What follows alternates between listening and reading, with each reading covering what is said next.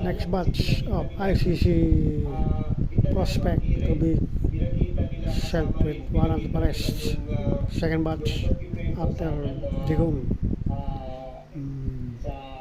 Na posted na sa website ng ICC kasi ganyan sila ka-transparent. Pero wala pang update kung na-approvean na ba. Ganun na President Duterte, February pa nag-apply ang opisina ni Karim Khan na Chief Prosecutor, pero in-approve at ni-release March 9 lang.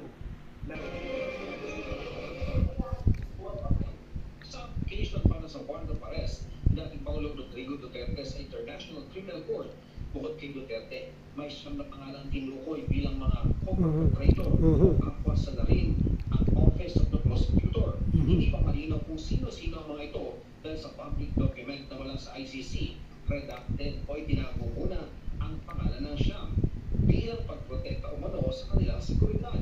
Pero may ilang tao na partikular na pinangalanan dahil sa kanilang papel sa war on drugs ni Duterte.